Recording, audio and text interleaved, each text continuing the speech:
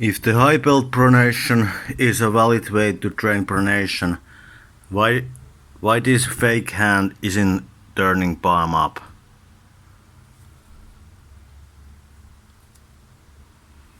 It should spin if there is even tiniest bit of torque, but it doesn't spin.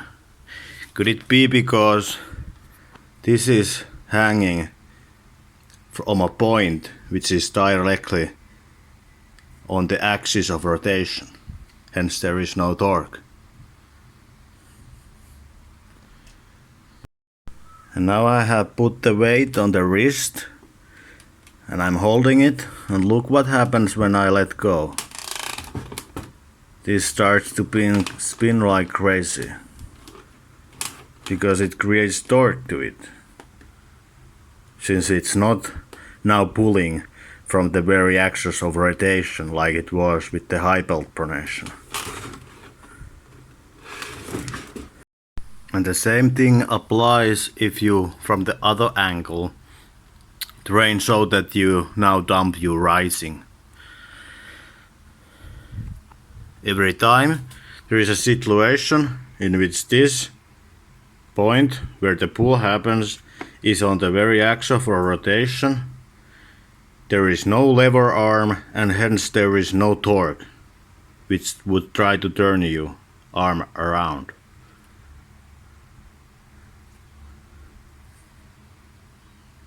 There is only torque if there is a lever arm.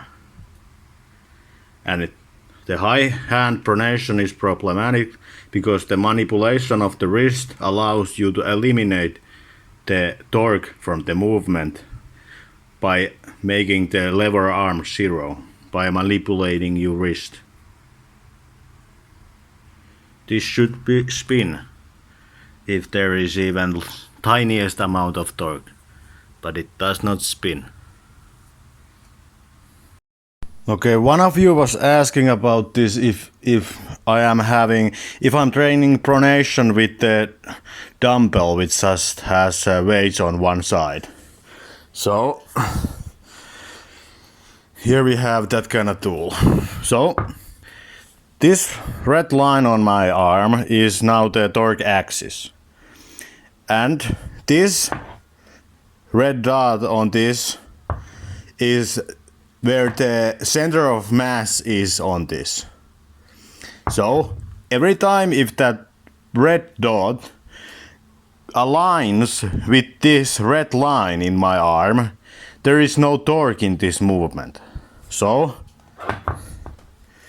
if you hold it like this, so that the dumbbell is 90 degrees to your wrist, then there is the greatest torque, since the distance of this red dot to this red line is the greatest. But now if you do this, look what happened. Now the red dot is on the same line as the red line is, which is the axis of rotation. Now in this movement there is no torque. If you use this kind of tool to train your pronation, and you do it like this,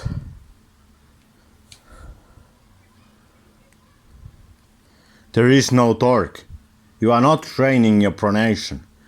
You are training a wrist curl, so that in this part the force. So if you train like this with the tool like this, you want to have this angle, which is the angle of this wooden stick in my case, and your wrist as 90 degrees. You might want to hold it like this, so it's easier to keep that as a 90 degrees. And the same applies if you are laying on your side. And you want to watch out the dumping of the rising, because in that case you are losing the pronation. And in every time you are noticing that the center of the mass of the tool is aligning with your forearm bones, you are unintentionally eliminating the pronation from the exercise. So even this way of training pronation has the possibility of getting rid of the pronation factor.